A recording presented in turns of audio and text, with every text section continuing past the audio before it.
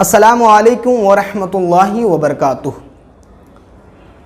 میرے پیارے اسلامی بھائیوں، آج ہم اس سوال پر گفتگو کریں گے کہ جو سوال تقریباً میرے پاس کئی مرتبہ بائی کمنٹ اور بائی واٹس ایپ آیا، لیکن میں کچھ مصروفیت کی وجہ سے اسے کور نہیں کر پا رہا تھا، لیکن اب مجھے یہ ریئلائز ہو چکا ہے کہ یہ سوال اتنا زیادہ گمبھیر ہے کہ ہمیں ان سوال کا جواب دینا ضروری پڑ گیا اور اسے بتانا ضروری پڑ گیا، اس لیے کہ آج کے اس پرفتن دور میں، آج کے اس ڈیجیٹل ایرا میں یہ جو پریشانی ہے بہت ہی زیادہ لاحق ہو رہی ہے۔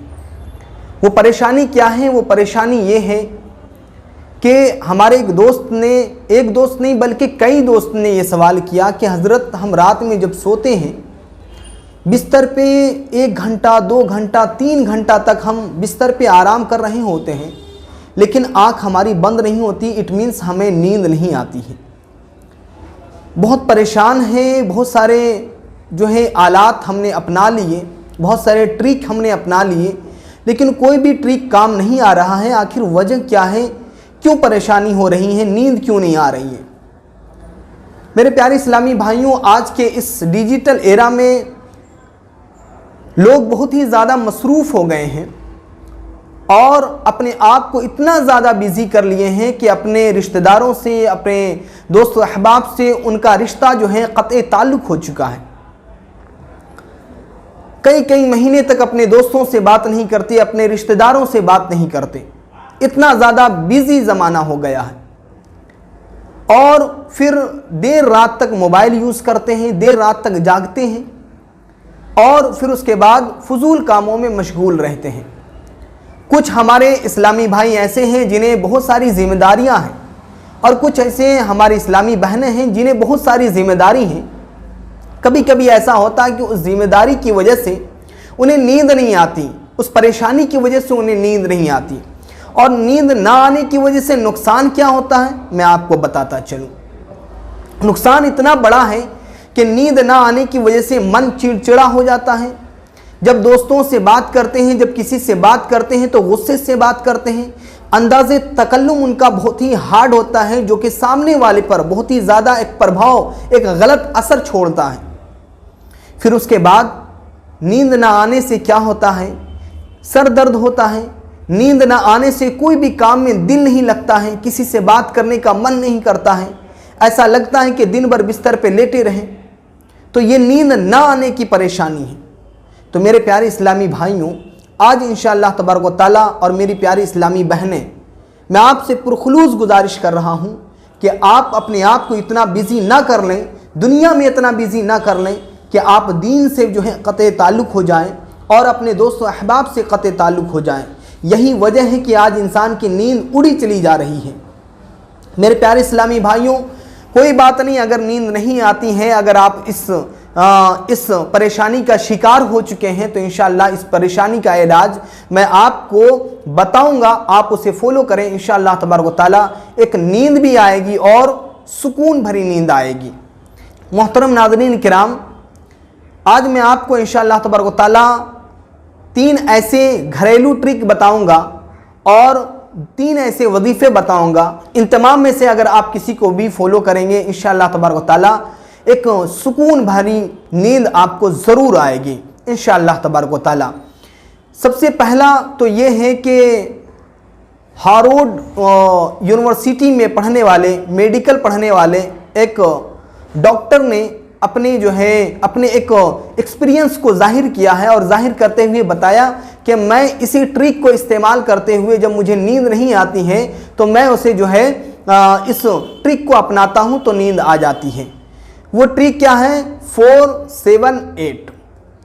اب کیا ہے 478 کا مطلب یہ ہے کہ آپ جو ہے جب بستر پہ لیٹیں، لیٹنے کے بعد آپ 4 سیکنڈ تک سانس لیں اور 7 سیکنڈ تک سانس کو روکے رہیں اور 8 سیکنڈ تک سانس کو چھوڑیں۔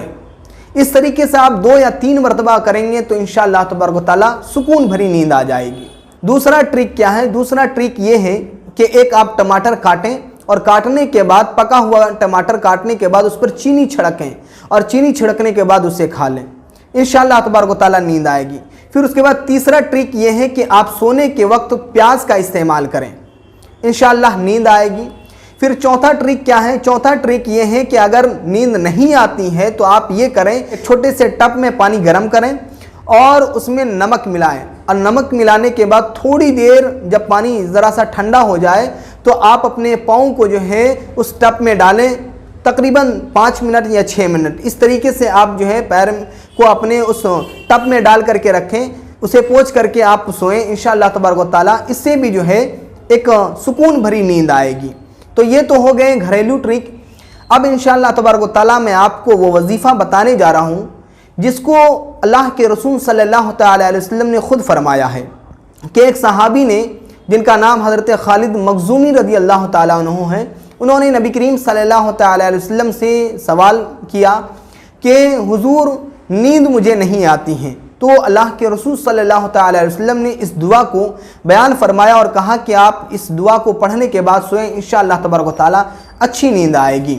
اللہم رب السماوات وما اضلت ورب الارضین وما اقلت ورب الشیاطین وما اضلت کن لی جارا من شر خلقک کلہم جمیعا ان یفوت علی احد منہم او ان یبغی عز جارک وجل ثناؤک ولا الہ غیرک ولا الہ الا انت۔ آپ اس دعا کو ضرور یاد کریں، اور اگر یاد نہ ہو تو ایک پرچی پر لکھ لیں، اور لکھنے کے بعد اسے ہر رات میں جو ہے آپ سونے سے پہلے پڑھیں، انشاءاللہ اچھی نیند آئے گی۔ پھر دوسرا وظیفہ یہ ہے کہ آپ سونے سے پہلے وضو کریں، اور وضو کرنے کے بعد جب آپ بستر پہ لیٹیں تو آپ سونے کی دعا پڑھیں، اللہم بسمک اموت و احیا، اس طریقے سے آپ دعا پڑھیں، اور دعا پڑھنے کے بعد آپ جو ہے تسبیح فاطمی پڑھیں۔ تسبیح فاطمی کیا ہے؟ 33 مرتبہ سبحان اللہ، 33 مرتبہ الحمدللہ، اور 34 مرتبہ اللہ اکبر۔ یہ پڑھ کر کے آپ سوئیں، انشاءاللہ تبارک و تعالیٰ ایک پیاری سی اور سکون بھری نیند آئے گی۔ پھر اس کے بعد تیسرا وظیفہ کیا ہے؟ تیسرا وظیفہ یہ ہے، اللہ تبارک و تعالیٰ قرآن مجید میں ارشاد فرماتا ہے وَجَعَلْنَا نَوْمَكُمْ سُبَاتًا، جب آپ سوئیں، سونے کے وقت جب آپ بستر پہ لیٹیں تو آپ جو ہے تقریباً 41 مرتبہ یا 51 مرتبہ آپ ہلکے آواز میں وَجَعَلْنَا نَوْمَكُمْ سُبَاتًا وَجَعَلْنَا نَوْمَكُمْ سُبَاتًا 11 مرتبہ آگے پیچھے درود شریف لگائیں، اور اس طریقے سے 41 مرتبہ پڑھیں، انشاءاللہ تبارک و تعالیٰ یہ پڑھنے سے بھی نیند آئے گی۔ پھر اس کے بعد جو ہے ایک اور وظیفہ یہ ہے کہ آپ کو اگر نیند نہیں آتی ہے تو ان اللہ و ملائکتہ یصلون علی النبی یا ایھا الذین آمنوا صلوا علیہ وسلموا تسلیما، یہ آپ پڑھیں، انشاءاللہ تبارک و تعالیٰ اسے پڑھنے سے بھی نیند آئے گی۔ تو میرے پیارے اسلامی بھائیوں، اور سب سے پہلی بات یہ کہ آپ دیر رات تک موبائل یوز نہ کریں، دیر رات تک موبائل پر بیزی نہ رہیں، دیر رات تک اپنے جو ضروری کام ہیں اس میں بہت زیادہ مشغول نہ ہو جائیں، اور دنیا میں اتنا زیادہ مشغول نہ ہو جائیں کہ آپ دین کو بھول جائیں، اپنے دوست و احباب کو بھول جائیں، اپنے رشتہ دار کو بھول جائیں۔ آپ ان سے بھی کنیکٹ رہیں تاکہ اگر آپ کو کوئی ٹینشن ہے، کوئی پریشانی ہے، آپ ان سے شیئر کریں، اور شیئر کرنے سے بہت ساری چیزیں حل ہو سکتی ہیں۔ اور اللہ تبارک و تعالیٰ کی بارگاہ میں دعا کریں کہ مولا ہماری جو بھی پریشانی ہیں، ہم نے جو بھی گناہیں کی ہیں، پروردگار تو اپنے حبیب کے صدقے میں ہمارے گناہوں کو معاف فرما، اور ہماری مصیبتوں کو تو اپنے حبیب کے صدقے میں مولا ٹال دے۔ میرے پیارے اسلامی بھائیوں، مجھے امید ہے کہ آپ کو یہ ویڈیو انفارمیٹیو لگا ہوگا، لہٰذا آپ اپنے دوست و احباب تک ضرور شیئر کریں تاکہ ان کی بھی یہ پریشانی دور ہو جائے۔ السلام علیکم ورحمۃ اللہ وبرکاتہ۔